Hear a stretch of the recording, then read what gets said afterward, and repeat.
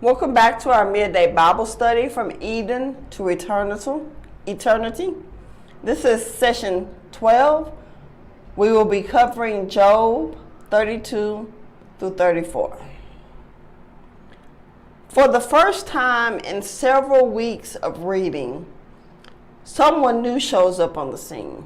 This man, Elihu, is very angry, not only at Job, but also at Job's three friends, because they are all a bit self-righteous. It sounds like he has been there all along. 32:4 says, Now Elihu had waited till Job had spoken, listening to the back and forth from everyone, but he has been holding his tongue.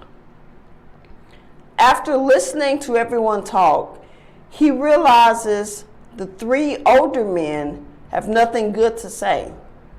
So he speaks up. Elihu points out that God, not time, is how a person gets wisdom. Wisdom does not only come via time and life experience. Age does not always equal wisdom, and youth does not always equal foolishness. Elihu believes God has advanced his wisdom beyond his years. First, he rebukes Job's three friends and says they were never able to offer a proper rebuttal to Job.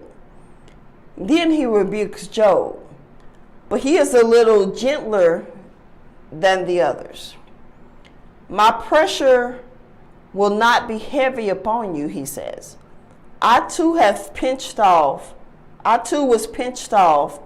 from a piece of clay. His approach is humbler than that of Job's other friends. He is not spot on, though. He wrongly says Job claimed to be without transgression. However, Job offers sacrifices to God, which means he knows that he is not innocent before God.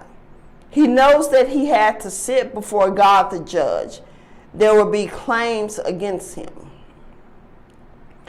Elihu says sometimes God brings hardship in the temporary in order to bring healing in the eternal.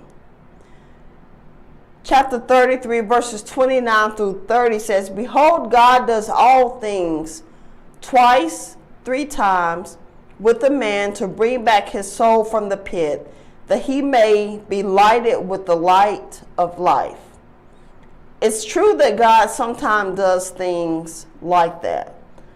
But by adding this idea to his speech, Elihu starts to take on the same things Job's friends presented.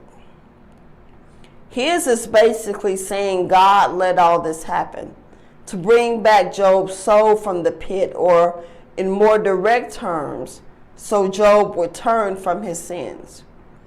It's all starting to sound very familiar.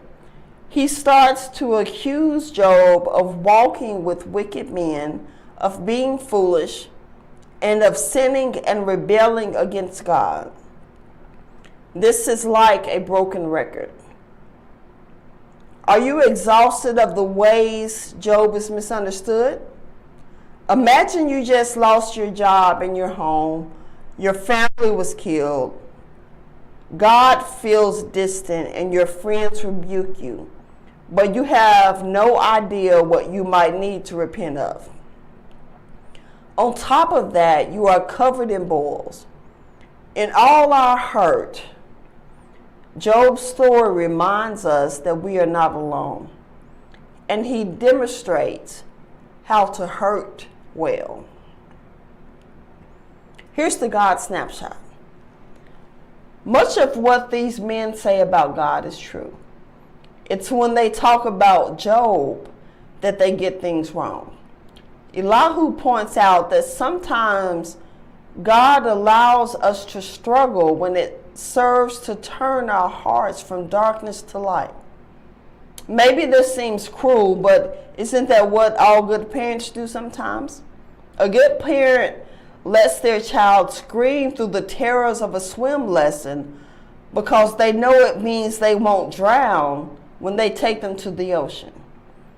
God knows how long the struggle will last, how painful the trial will be, and the strength we will need to have on the other side of it.